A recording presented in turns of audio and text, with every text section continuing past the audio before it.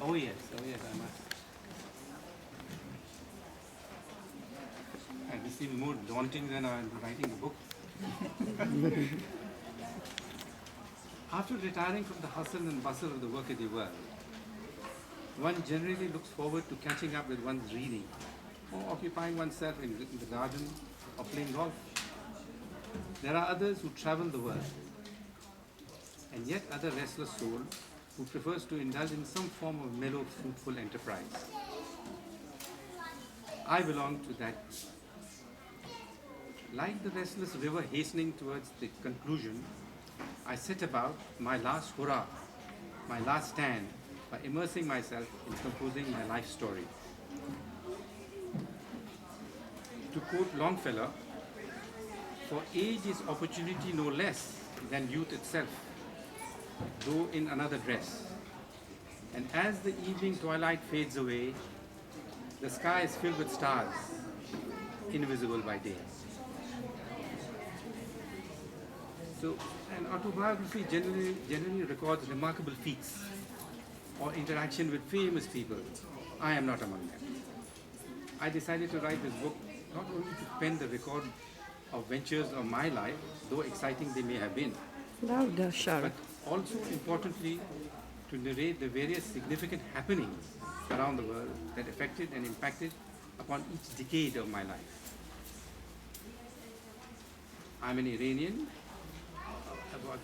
I'm of Iranian ancestry and was born in Rangoon, Burma, where I grew up in a close-knit conservative community, living a life of some luxury in mansion houses with servants and nannies in attendance. Then an abrupt convulsion ruptured the serenity of our scene. The Second World War erupted, and seemingly the world imploded around us. Having lost everything, we left Rangoon, fleeing from village to village in pursuit of preserving life, trying to escape from the British and Japanese bombs and the local bandits, and succumbing to disease and death in the jungles of Burma. Many managed to survive by selling their precious heirlooms and jewelry. There was some bizarre aspect to the Japanese occupation of Rangoon. The Japanese were obsessed with hygiene, and to eradicate disease common in times of war, every house had to have a rat trap and produce one vermin ever so often. A token was issued as proof of this brave act. Checkpoints were set up at crossroads, and one was penalized if a rat or a token was not produced. After a while, when the rat infestation diminished, there flourished a black market in counterfeit rat trap tokens. One occasionally bought tokens to satisfy the Japanese. So in the chaos, there grew a secret syndicate of rat trap token touts. There is profit to be made in every circumstance. In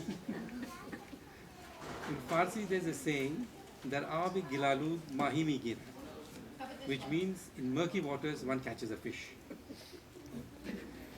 Those who did not want to pay for the counterfeit tokens started, you won't believe it, breeding rats to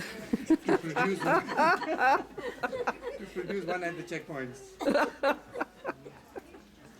Anyways, on a different note, there's another incident I would like to relate from my book, which is a bittersweet moment during my daughter Sama's marriage. After she decided to get married, my wife Shekufa unfortunately developed cancer and started her chemotherapy treatment. The chemo left her very weak and vulnerable, of course. We asked the consultant if it would be advisable for her to get involved in the hectic marriage arrangements. He was pleased to confirm that it was the best thing that could have happened. It would surely take her mind off everything else. This horrific event is related in some detail in the book. We started making necessary arrangements for the wedding ceremonies. As is the custom in the Iranian culture, such occasions are like Byzantine affairs. A lot of color and emotion, music and noise, agony and joy. This is one of the several occasions when the woman folk takes over the affair with flair and fluency. The men undertake the trite, tiresome transaction of money and the matter of the mullah. After many a meeting and discussions and arguments in trying to fix the most auspicious and lucky date for the various ceremonies, at last the dates were finally decided. However, after the hurly-burly of the marriage was over, Sama, my daughter, sent her mother a touching note of thanks with an extract of a poem by Khalil Gibran. Mom, she wrote, "You gave, as in yonder valley, the myrtle breathes its fragrance into space.